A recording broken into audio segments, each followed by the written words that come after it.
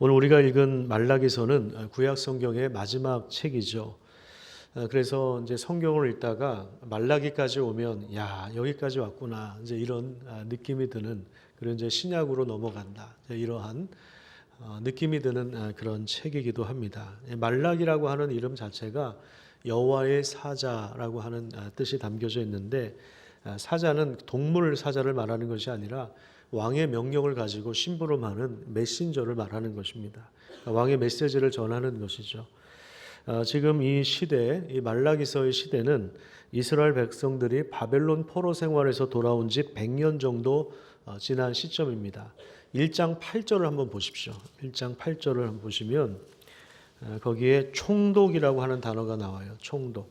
이런 단어가 무심히 지나갈 수 있는 단어이지만 이 배경을 이해하는 데 굉장히 중요합니다. 이 총독이라는 단어로 봐서 페르시아 제국이 다스리던 때라고 하는 사실을 우리가 알고 있습니다. 알 수 있습니다. 예루살렘은 과거 다윗과 솔로몬 때에 그 화려한 명성은 없어지고 거대한 페르시아 제국 앞에서 조공을 바치는 그런 초라한 도시가 되었습니다. 말라기서의 총종은 바벨론에서 돌아온 이후에 민족의 회복과 번영을 기대했습니다. 하지만 그들이 바라고 원하는 대로 현실이 즉각 이루어지지 않았습니다. 그러다 보니까 공동체의 열정이 시들어지고 이 신앙에도 침체기가 찾아왔습니다. 하나님에 대한 실망감이 높아져서 하나님이 정말 우리를 사랑하시는가? 하나님이 정말 우리의 삶에 관심을 가지고 계시는가? 그리고 그런 불의한 상황들을 보면서 과연 정의의 하나님이 계시는가? 하나님은 정말 정의로운 분이신가? 이러한 질문들이 있었고 불의한 세상에 대하여 냉소적인 그러한 반응을 보였습니다. 오히려 주변 나라들, 악인들이 더 번성하고 불법을 행하는 자들이 더 성공하는 것처럼 보입니다. 그에 비하여 나름 하나님을 섬긴다고 하는 우리 민족이 왜 그들보다 초라한 삶을 살아야 하는 것에 대해서 많은 의문을 가지고 있는 것입니다. 하나님에 대한 오해와 또 눈에 보이는 현실의 초라함과 그리고 어떤 신앙적인 열기가 시들해지면서 그들의 신앙도 여러 가지 면에서 문제가 발생한 것입니다. 가장 큰 문제는 예배의 삶이 망가졌다는 것입니다. 말라기서 1장 8절을 한번 보십시오. 거기 보면 그들은 하나님 앞에 나올 때 눈먼 짐승과 절뚝거리거나 병든 짐승을 바쳤습니다. 그것을 만약에 페르시아 총독에게 가져다 바쳤다면 절대로 받지 않을 것입니다. 사람도 기분 나빠서 받지 않는 제물을 하나님께 드렸다는 것은 하나님을 무시하는 그런 행동입니다. 이에 대해서 제사장들과 지도자들도 책망하십니다. 7절과 2장 7절과 8절 한번 보십시오. 거기 보시면 제사를 형식적으로 드리거나 잘못 드리는 것은 율법에 나온 언약을 깨뜨리는 행동입니다. 제사장들은 백성들이 올바로 예배드릴 수 있도록 율법을 제대로 가르쳐야 하는데 오히려 율법을 거스르는 행동을 하고 그 행위를 방치하고 본인들도 하나님과 맺은 언약을 깨뜨려 버렸습니다. 그 다음에 2장 11절부터 14절까지 보면 예배가 망가졌을 뿐만 아니라 그들의 삶도 망가져 있다는 것을 보게 되는데요. 그들은 이방 신의 딸들과 결혼합니다. 그리고 젊어서 맞이한 아내를 배신하고 그 여인을 학대하고 그리고 이혼하고 가정을 깨뜨립니다.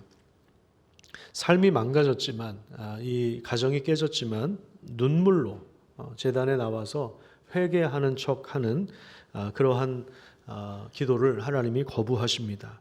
결혼이라고 하는 것은 하나님 앞에서 이 상대방을 진심으로 사랑하겠다, 끝까지 사랑하겠다라고 결심을 하는 것이고 언약을 맺는 것입니다. 그런데 이 당시 사람들은 이 언약을 너무나도 쉽게 깨뜨려 버렸습니다. 그래서 가정과 이 백성들의 삶이 망가지니까 나라 전체가 죄악으로 가득 찹니다. 말라기 3장 5절 말씀에 보시면 내가 심판하러 너희에게 임할 것이라. 자, 제일 먼저 나오는 대상이 누굽니까? 하나님의 그 심판의 대상이 누구입니까? 점치는 자입니다. 점치는 자.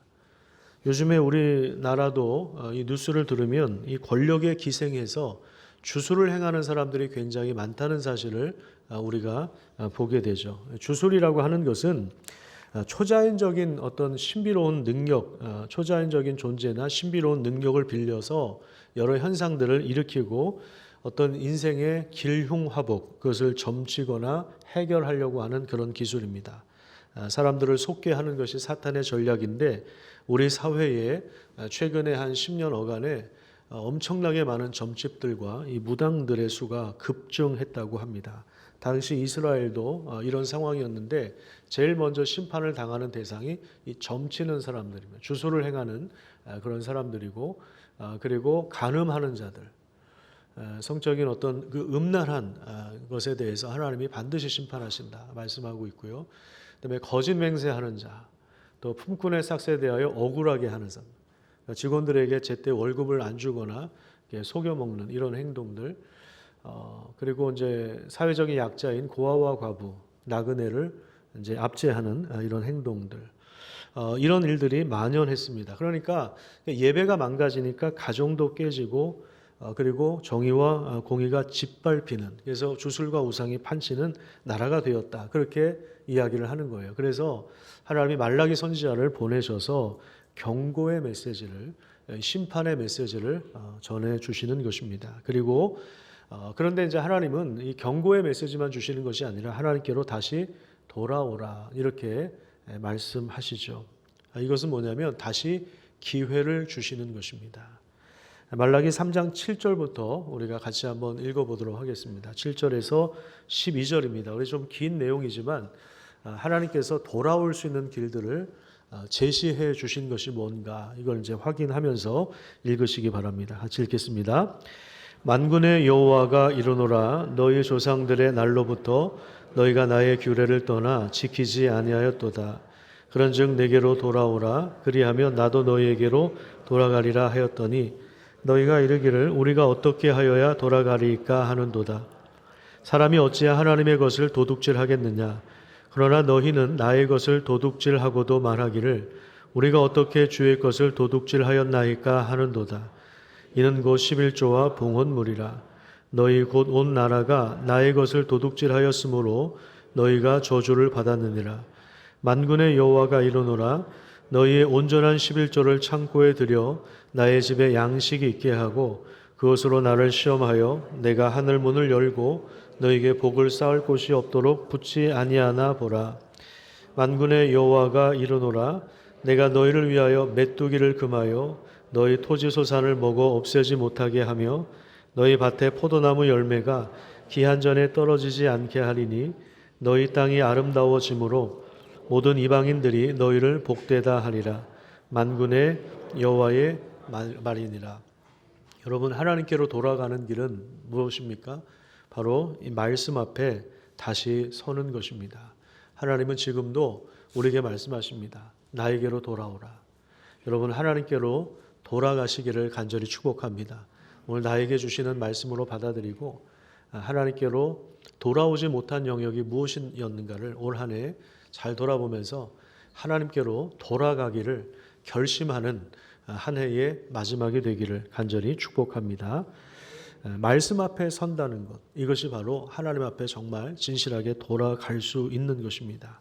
하나님은 율법을 통해서 이스라엘 백성들과 언약을 맺으셨습니다. 그 언약은 공동체 안에 정의가 이루어지는 것이죠. 사랑과 평화가 함께하는 것입니다. 그 중에 하나가 바로 11조입니다. 11조와 헌금은 율법에 명시된 바인데 하나님은 11조를 통해서 성전에서 섬기는 레위 사람들과 그리고 객과 고아와 과부 그들이 온전한 삶을 살고 보호를 받을 수 있도록 그렇게 명령을 하셨습니다. 이것은 공동체의 회복을 위한 것이고 공동체의 정의를 세우기 위한 것입니다. 그들이 11조를 드리지 않아서 결국에 그 약자들이 보호받지 못하는 현실, 그 사회의 정의와 공의가 무너진 그런 현실 가운데서 이 율법을 다시 이 말씀을 회복하지 않으면 너희가 하나님께로 돌아가는 것이 아니다. 그렇게 하나님이 말씀을 하시는 것입니다.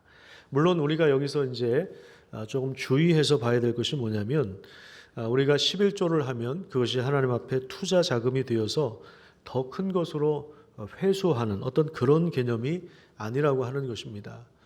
여러분 교회는 조합이 아닙니다.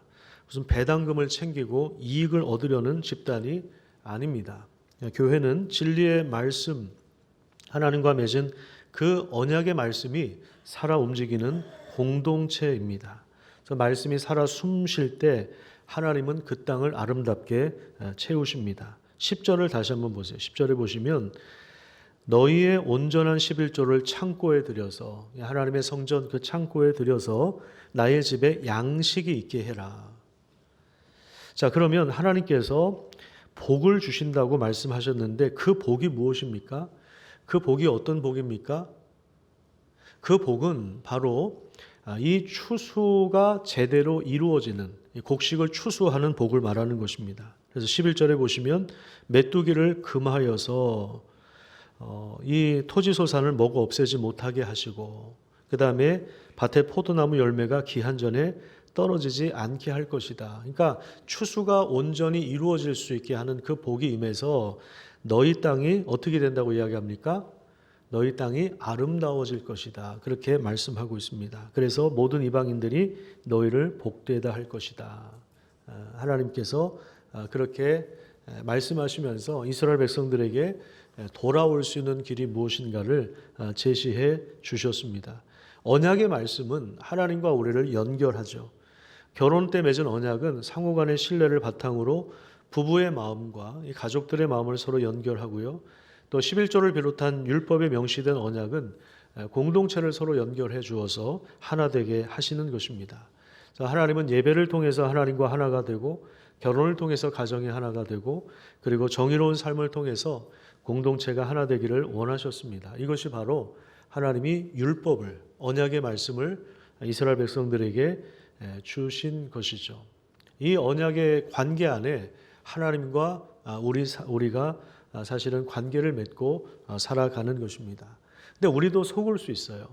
눈에 보이는 세상이 전부라고 생각한다면 우리도 결국에 속을 수가 있습니다. 말라기 3장 14절 말씀해 보시면 하나님을 섬기는 것이 헛되다고 주장하죠. 교만한 자가 복을 받고 악을 행하는 자가 더 번성하는 것처럼 보일 때가 있지 않습니까? 저 사람은 하나님을 믿지도 않는데, 저 사람은 저렇게 불법을 행하는데, 저 사람은 저렇게 권력을 함부로 휘두르는데 우리보다 훨씬 더 성공한 사람처럼 보이고 우리보다 훨씬 더 잘 나가는 사람처럼 보이지 않습니까? 이런 구도 속에서 정의가 짓밟히고 약자들이 신음하는 이런 세상을 우리가 살다 보면 과연 신앙생활을 하는 의미가 뭐가 있는가 하는 그런 생각도 하게 됩니다. 그러다 보면 신앙의 열기가 시들해지죠. 신앙의 열기가 시들해진다라고 하는 것은 결국에 뭐냐면 하나님 앞에서 내가 잘못된 신앙관을 가지고 있기 때문에 그런 거예요. 우리가 물론 사람마다 좀 다르긴 하지만 기복이 있어서 그런 게 아니고요. 결국에 우리 신앙이 시들해지는 이유는 나의 열심을 추구해서, 내 열심으로 뭔가 하나님 앞에 종교적인 열심을 부려서 눈에 보이는 어떤 이익, 어떤 배당금을 얻어내려고 하는 그런 것 때문에 사실은 이게 시들해지는 것입니다. 율법을 지킴으로 우리가 구원을 받는 것이 아니라 하나님은 이미 우리를 믿음으로 의롭게 하셨고, 의로운 백성들이 감사의 삶의 방식으로 선택하는 것이 율법에 순종하는 것입니다. 이걸 놓치면 우리가 내 열심으로 뭔가를 행하려고 해요. 그래서 하나님을 조종하려고까지 합니다. 내가 뭘 열심히 해서, 내가 기도를 간절히 해서, 내가 뭘 이렇게 해서 하나님을 조종하려고 하는 거예요. 그래서 뭘 얻어내려고 하는 거예요. 그런데 그게 잘 안 돼. 그러면 이제 시험에 들었다고 하고, 그러면 이제 신앙이 시들해지고, 심한 경우에는 이제 교회를 떠나버리기도 하는 거죠. 조합은 그럴 수 있어요. 이게 나하고 안 맞는 거야. 그럼 조합을 해산할 수도 있고, 청산할 수도 있고, 사퇴할 수도 있고, 그렇습니다. 근데 교회는 그런 게 아니죠. 이런 이제 말라기 청중들이 지금 이러한 악순환에 계속 처해 있는 것입니다. 바벨론에서 돌아오면 뭔가 이 고국이 번영할 줄 알았어요. 하나님의 임재로 채워지고 이제 성전을 건축했기 때문에 뭔가 이 다윗 시대의 어떤 화려한 영광이 회복될 줄 알았던 거예요. 근데 100년이 지났는데 여전히 페르시아 제국의 속국이 되고 조공을 바쳐야 되고, 주변 나라들을 보면 융성해진 것 같은데 본인들은 그렇지가 않고, 그러니까 계속해서 뭔가 침체에 빠지고 있는 거예요. 그런 상황에서 예배가 무너지고 가정이 깨지고 그리고 백성들의 삶이 무너지는 이런 현상들이 이 말라기 시대. 그래서 그런 건 아니겠지만 그냥 다 말라버렸어요. 신앙도 말라버리고 삶도 가정도 말라버리고 다 말라버린 그런 시대에 그 시대에 지금 말씀이 주어진 거예요. 근데 참 놀랍게도 그럼에도 불구하고 그곳에 하나님을 경외하는 사람들이 있었습니다. 하나님의 이름을 존중히 여기고 하나님을 여전히 예배하는 사람들이 있었습니다. 하나님은 다시 오셔서 하나님을 경외하는 사람들을 기억하신다고 말씀하고 있습니다. 그날이 바로 여호와의 날입니다. 여호와의 날. 4장 1절을 한번 볼까요? 우선 3장 17절을 먼저 보시면 만군의 여호와가 이르노라 나는 내가 정한 날에, 하나님이 정한 날이 있다고 말씀하고 있습니다. 또 4장 1절에 보시면 만군의 여호와가 이르노라 보라 용광로 불 같은 날이 이르리니, 그 어떤 날을 지금 이야기하고 있습니다. 교만한 자와 악을 행하는 자는 다 지푸라기 같을 것이라. 그 이르는 날, 그 여호와의 날이라고 하는 그 특정한 그 날을 지금 언급하고 있습니다. 그 날은 어떤 날입니까? 하나님의 크고 두려운 날은 어떤 날입니까? 그 날은 하나님의 말씀에 주목하고 신앙을 지켰던 자들에게는 공의로운 해가 떠올라서 치료하는 광선을 비추는 그런 날입니다. 이것은 무슨 의미냐면 이 당시에 이 정의가 훼손된 세상에서 권력자들에 의해서 권모술수에 의해서 억압당했던 사람들, 정의가 훼손된 세상에서 상처를 입었던 사람들, 신음했던 사람들이 하나님의 정의가 드러나는 그 날에 상처를 치유하고 몸과 마음이 회복되는 그런 역사를 경험하게 된다는 것입니다. 그래서 마치 외양간에서 나온 송아지처럼 기뻐 뛸 것이다 이렇게 말씀하고 있습니다. 그 날이 도대체 언제입니까? 하나님의 크고 두려운 날은 과연 언제입니까? 그 날은 바로 메시아 예수가 이 땅에 오시는 날입니다. 그분이 오셔서 구약의 성도들이 실패했던 영역들, 그들이 상처 입고 좌절했던 그런 모든 것에 대해서 회복의 길들을 열어주실 것입니다. 구약의 성도들이 그 실패했던 그 언약의 말씀을 실제로 이루실 것입니다. 그래서 말라기 3장에서는 우리 다시 오실 그 메시아, 하나님이 정하신 그날에 오실 그 메시아를 뭐라고 불렀냐면 바로 언약의 사자다 이렇게 불렀습니다. 예수님이 성탄절에 오신 이유는 하나님이 주신 그 언약의 말씀을 성취하고 그 혜택을 사람들이 누릴 수 있도록 하기 위해서 오신 것입니다. 그래서 우리가 이 날을 함께 기뻐하는 것입니다. 구약의 성도들이 아무리 애를 써도 안 됐던 그런 내용들, 바벨론의 포로로 70년 동안 노예 생활을 하면 정신 차릴 줄 알았는데 여전히 고국에 돌아와서도 성전을 건축했지만 여전히 망가진 이스라엘 백성들의 신앙, 그들의 삶을 회복하기 위해서 하나님은 그 언약을 실제로 이룰 메시아를 보내신 것입니다. 그 언약의 사자 앞에서 3장 2절 한번 볼까요? 3장 1절 보시면 만군의 여호와가 이르노라 보라 내가 내 사자를 보내리니, 이 사자, 내 사자는 어떤 사자입니까? 그는 내 앞에서 길을 준비하는 사자입니다. 거기 4장 5절에는 선지자 엘리야가 다시 온다 이렇게 표현하고 있는데, 언약의 사자, 너희가 사모하는 바 언약의 사자가 임하기 전에 내 사자를 보낸다. 그 언약의 사자 메시아가 오실 길을 준비하는 그 사자를 보낼 것이다. 그 사람이 누군지 우리가 알고 있죠. 신약 성경에 넘어오면 그 사람이 바로 세례 요한입니다. 세례 요한. 그래서 말라기 4장 6절 한번 보세요. 그 세례 요한이 먼저 와서 언약의 사자인 메시아의 길을 준비할 텐데 어떤 현상이 일어나냐면 4장 6절에 보시면 그가 아버지의 마음을 자녀에게로 돌이키게 하고 그다음에 자녀들의 마음을 그들의 아버지에게로 돌이키게 한다 이렇게 말씀하고 있습니다. 서로의 마음이 연결되도록 하시는 그 놀라운 역사가 실제로 일어난다고 하는 것입니다. 여러분, 우리 인생의 가장 큰 고통이 무엇입니까? 우리가 인생을 살면서 여러분들이 우리 인생을 돌아보면 가장 힘들었을 때가 언제입니까? 가장 힘든 것이 무엇입니까? 그것은 바로 관계가 깨지는 것입니다. 부부 관계가 깨지는 거고요. 부모와 자식 간의 관계가 깨지는 것이고, 자녀들끼리의 관계가 재산 다툼이든 뭐든 깨져버리는 것입니다. 돈 문제든 뭐든지 간에 하여튼 깨져버리면 그게 굉장히 고통스럽습니다. 또 공동체와의 관계가 깨지는 것. 여러분, 이것은 하나님과의 관계가 깨져 있다는 증거이죠. 그래서 하나님이 언약의 사자를 보내시겠다 이 말이에요. 예수님이 이 땅에 오신 이유가 여기에 있는 것입니다.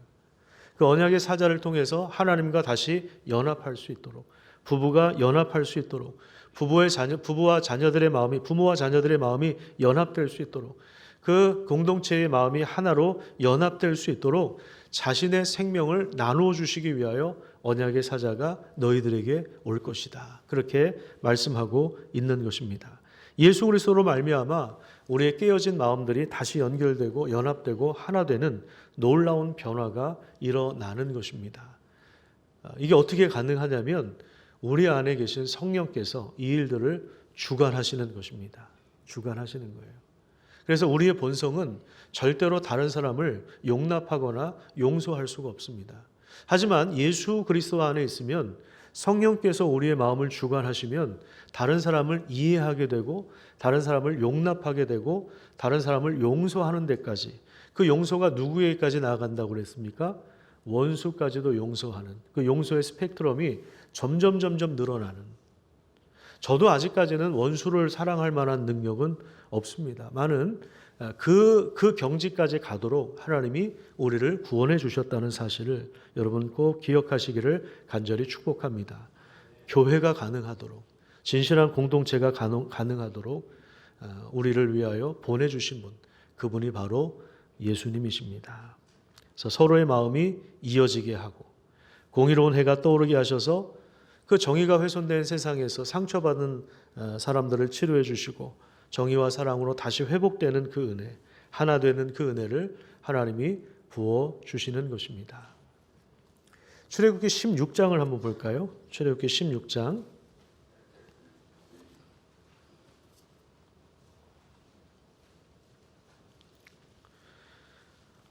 한번 찾아보시죠.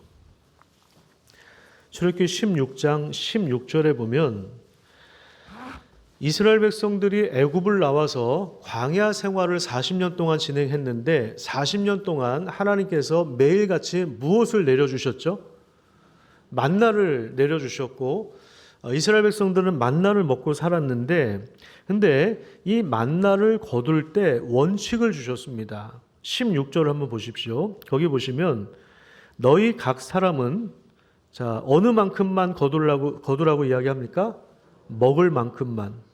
너희 사람의 수요대로 한 사람당 한 오멜씩 거두되 한 오멜은 약 한 2리터 정도 된다고 합니다. 그러니까 한 사람이 하루 먹을 분량, 그 일용할 양식의 그 분량만큼만 거두라고 그렇게 원칙을 주셨습니다. 왜냐하면 이 두 가지 목적이 있어요. 하나는 뭐냐면 하나님을 신뢰하는 것입니다. 하나님을 신뢰하기 때문에 내가 오늘 먹을 만큼만 가져와도 하나님은 내일 또 만나를 내려주실 거야. 이런 믿음이 가능한 것입니다. 하나님이 내 인생의 공급자가 되신다고 하는 사실을 믿는 것이죠. 그 다음에 두 번째 훈련은 뭐냐면 서로 돌보는 것을 배우는 것입니다. 우리는 위로부터 오는 하나님의 기적을 바랄 때가 참 많습니다. 물론 하나님이 만나를 내려주신 사건도 위에서 기적을 베풀어 주신 것이지만 우리가 여기에만 초점을 맞추면 안 됩니다.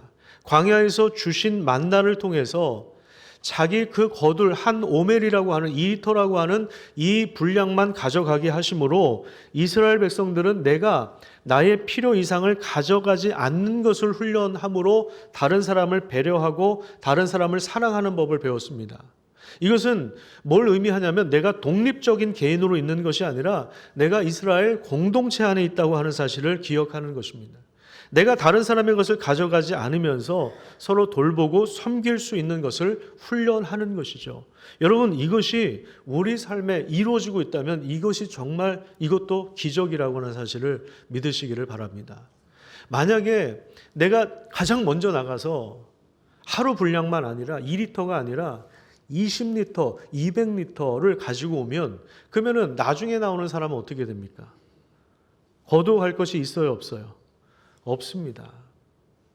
우리가 성찬식을 할 때 원래는 카스테라 빵을 다 지금 잘라가지고 하나씩 드리잖아요.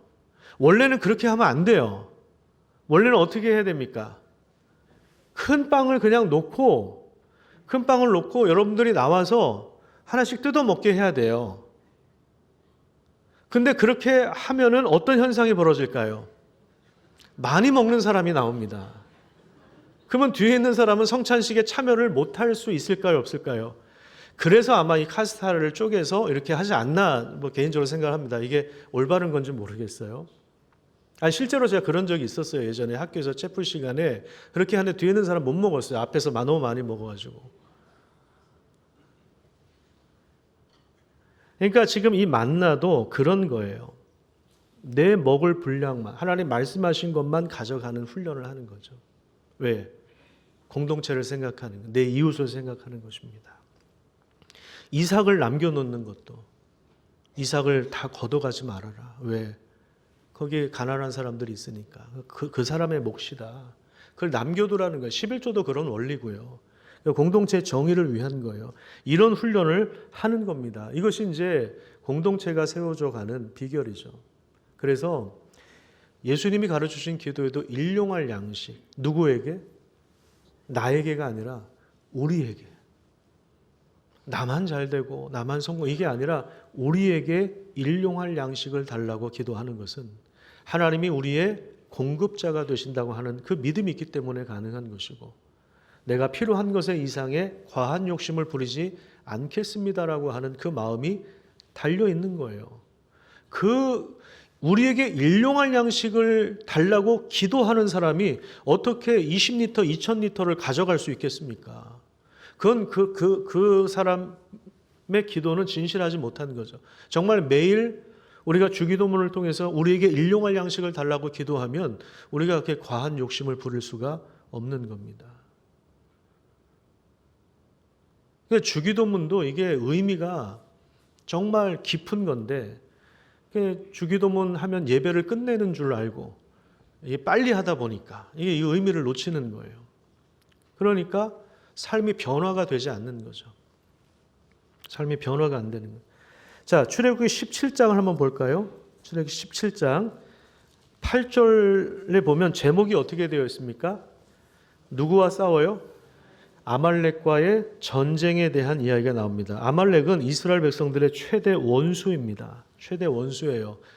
이 뒤에서 후미진 곳에서 약자들과 여인들과 그 노인들을 뒤에서 쳤거든요. 이스라엘 백성은 출애굽할 때. 그래서 하나님, 아말렉을 내가 용서하지 않겠다. 그래서 아말렉은 이스라엘의 최대의 적입니다. 그 아말렉과 전투를 하는데 여호수아가 직접 현장에서 그 장군으로 나가서 전쟁을 지휘할 때 모세는 싸움에 참전하지 않고 언덕 꼭대기에 올라가서 손을 들고 기도했습니다. 그런데 참 놀라운 현상이 일어나는데, 모세가 손을 들고 기도했을 때 누가 우세했습니까? 여호수아가 우세하고, 그리고 모세가 지쳐서 손을 내릴 때는 누가 우세했습니까? 아말렉이 우세했습니다. 이 광경을 보면서 아론과 훌이 어떻게 했느냐를 보십시오. 12절을 보세요. 거기 보면 모세가 피곤하여 팔을 들고 있을 수 없게 되니 아론과 훌이 뭘 가져왔다고 이야기합니까? 돌을 가져왔어요. 그래서 돌을 가져와서 모세가 앉을 수 있는 돌입니다. 그러니까 이 돌은 큰 사이즈일까요? 작은 사이즈일까요? 그냥 작은 조약돌이 아니라 모세가 앉을 만한 바위 정도 되는 그런 돌을 가지고 온 거예요. 그 돌을 옮겼을 때 힘들었을까요? 안 힘들었을까요? 낑낑거리면서 왔겠죠. 겨우겨우 왔겠죠. 숨도 못 쉬고 옮겼겠죠. 그 돌을 가져와서 모세를 앉게 하고, 그들이 각각 그 양쪽에 서서 모세의 팔을 붙들어 올렸다. 해가 질 때까지 그가 팔을 내리지 않아서 결국에 승리를 거두게 되는 그런 이야기가 나오는데, 여기도 마찬가지입니다. 모세가 막중한 사명을 가지고 있었지만 피곤하여 팔을 들고 있을 수 없게 되었을 때에 아론과 훌이 이 모세가 지쳐있는 모습을 보면서 돌을 찾아서 모세가 앉게 합니다. 그리고 팔을 받쳐주죠. 양 옆에서. 그래서 그 손이 해가 지도록 내려오지 않게 하는 그 막중한 사명을 함께 감당하는, 이것이 뭡니까? 마음과 마음이 서로 연결되어서 사명을 함께 감당하는 공동체가 된 것입니다. 여러분, 이런 공동체가 있습니까? 서로 마음과 마음을 나눌 수 있는 그러한 공동체가 있습니까? 아버지의 마음이 자녀에게로, 자녀들의 마음이 아버지에게로, 우리가 하나님의 마음을 알고 하나님이 우리의 마음을 아시고, 또 함께 예배드리는 우리 성도들 가운데 정말 서로의 마음을 나눌 수 있는, 우리가 살다 보면 얼마나 지치고 얼마나 힘들어요. 또 시들해질 때도 있고, 뭐 고난이 와서 뭐 너무 낙심이 될 때도 있고, 그럴 땐 뭐 기도도 안 나올 때도 있고, 혼자서 땅굴 파고 있을 때도 있고, 그렇잖아요. 또 반대로 너무 기쁜 일들이 일어났어요. 그럴 때 그 기쁨을 정말 있는 그대로 받아줄 수 있는 사람들이 있으세요? 시기와 질투가 아니라 그냥 겉으로는 기쁜 척 하는데 뒤에서는 막 배 아파하고, 뒤에서는 애써서 그 사람이 그거를 이제 흠을 잡으려고 하고, 이런 거 말고 정말 내가 어떤 일에 대해서 기뻐하는데 근데 그 기쁨을 나눌 수 있는 사람이 있습니까? 그 기쁨을 나눌 수 있다면 그 기쁨은 배가 됩니다. 배가 돼요. 여러분, 내 슬픔을 나눌 수 있는 사람이 있습니다. 정말 내가 어려울 때, 내가 정말 고통스러울 때 내 그 아픈 이야기를 나눌 수 있는 사람이 있습니까? 아무하고 나는 못 나누죠. 그 안전이 보장이 돼야 되죠. 정말 진심으로 그를 위할 수 있는 사람이 있어야 되겠죠. 그런 공동체가 여러분들에게 있으십니까? 만약에 없다면 여러분들은 그냥 독립군처럼 혼자서 싸우는 사람들입니다. 전쟁터에서 혼자 그냥 싸우는 사람이에요. 제일 위험한 거죠. 고립되기 쉽고, 무너지기 쉽고, 시들해지기 쉽고, 굉장히 위험한 것입니다. 여러분, 저는 여러분들의 목장이, 우리 교회가, 우리 가정이, 또 우리 모든 부서가, 우리 성가대도 있고, 우리 찬양팀도 있고, 각 기관들도 있고, 권사회도 있고, 뭐 초등부도 있고, 청년부도 있고, 우리 모든 부서와 모든 기관이 정말 서로 마음과 마음이 이어져서 예수 그리스도의 생명을 나누고, 그 안에서 진실하게 우리의 기쁨도 나누고 우리의 슬픔도 나누고 함께 협력하고 함께 그 귀한 사명을 감당하면서 함께 팔을 들어줄 수 있는, 누군가는 돌을 옮겨줄 수 있는 그런 역할을 감당하는 그런 교회가 되기를 간절히 축복합니다. 그냥 나 혼자 그냥 교회 열심히 다니고 나 혼자 복 받아서 잘 살려고 하는 그런 것은, 그건 온전한 신앙이라고 볼 수 없습니다. 온전한 신앙으로 볼 수 없어요. 공동체 안에 속해서 공동체 이론으로 우리가 훈련을 받고, 그래서 목장 안에서도 그렇죠. 목장 안에서도 정말 같이 말씀을 나누고 하나님을 정말 진심으로 찬양하면요, 그 안에서 하나님이 위로해 주시고 우리에게 회복의 은혜를 허락해 주시는 거예요. 여러분, 아무리 바빠도 제가 느끼는 건 뭐냐면요, 정말 너무 바쁘고 힘들어도요, 우리 교육자들하고 아침에 잠깐이라도 5분이라도 같이 말씀을 나누고, 지난주에 이제 수양회를 하는데 그 베드로전서 5장 말씀을 세 번역으로 같이 읽었어요. 읽고 한 1, 2분 정도 묵상할 수 있는 시간을 주고 한 사람씩 나누게 했어요. 그 잠깐의 순간이지만 그 나누는 순간에 얼마나 하나님이 모르겠어요. 다른 분들은 모르겠어요. 저는 회복이 됐습니다. 그때. 그 말씀을 통해서 잠깐의 시간이지만, 그래서 우리가 목장 모임도 마찬가지고요. 말씀이 없이 교제하는 것은 그것은 교회가 아니죠, 사실은. 그래서 같이 예배하고 같이 하나님을 찬양하고 같이 정말 기도할 때 그때 하나님이 공급해 주시는 그 놀라운 힘이 우리 가운데 있는 것입니다. 그러면 우리가 다시 세상에 나가서 아말렉과 싸울 수가 있는 거죠. 얼마나 힘들어요. 권력자들이 함부로 하는 세상에서 탱크로 뭐 다 짓밟아 버려라. 그런 명령을 내리는 그 세상에 우리가 살고 있는 얼마나 위험하고 얼마나 서럽고 돈 벌기가 얼마나 힘듭니까? 아이들 아니 오죽했으면 대학 입시를 입시 지옥이라고 이야기합니까? 지옥과 같은 그런 입시를 얼마나 힘들어요. 우리 사업이 얼마나 힘듭니까?